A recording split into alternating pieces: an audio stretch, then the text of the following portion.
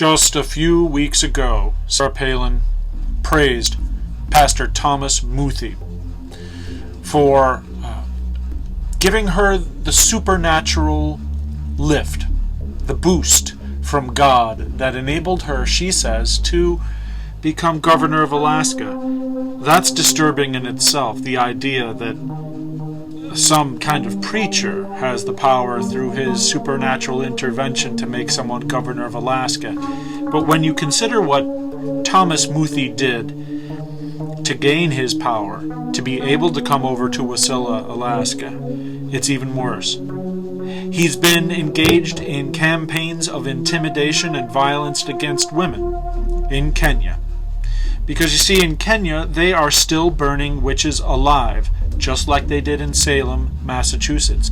And in Kenya, just like they did in Salem, Massachusetts, unscrupulous people are using witchcraft.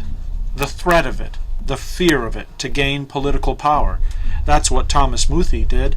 When he moved into Kiambu, Kenya, he wanted power over that town. But there was a woman called Mama Jane who had connections to the town's leaders. And Thomas Muthee was jealous of that connection. He wanted that all for himself. So he decided to get Mama Jane out of the way. He called her a witch. He said that she was doing witchcraft. And believe it or not, Thomas Muthee said that she had the magical power to cause automobile accidents. Yes, that's how Thomas Muthee proved that Mama Jane was a witch. Because there were 3 automobile accidents close by the clinic where Mama Jane worked in Kiambu. So, before too long, Thomas Muthee had angry, violent mobs of people going outside of Mama Jane's clinic and threatening to stone her to death for the crime of being a witch. Those were not empty threats. That kind of violence happens a lot in Kenya, actually. Just a few months ago, 11 people, 8 women and 3 men, all between the age of 80 and 100 years old, were taken one by one out of their homes and burned alive in Kenya because they were accused by righteous Christians of being witches. People like Thomas Muthee encourage that violence. That's what Thomas Muthee did in Kiambu. And Mama Jane, that woman who Thomas Muthee wanted to get out of the way, she had to flee town in fear of her life.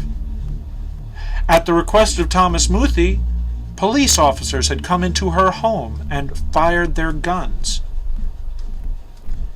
She knew that she was in danger, and so when the police arrived to take her into jail, as soon as she got out of jail, because of course there was no evidence she had actually done anything, she ran. She ran for her life.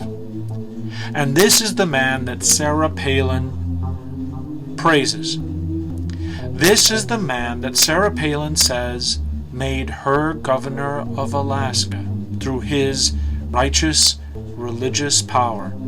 And folks, this is the man that's coming to Wasilla, Alaska again this very weekend. He's coming to the Wasilla Assembly of God Church, the church that Sarah Palin grew up in.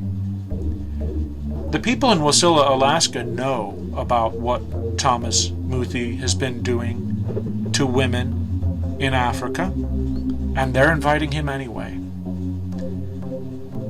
I think we all ought to think twice about that when we decide whether Sarah Palin can be trusted with the power of President of the United States.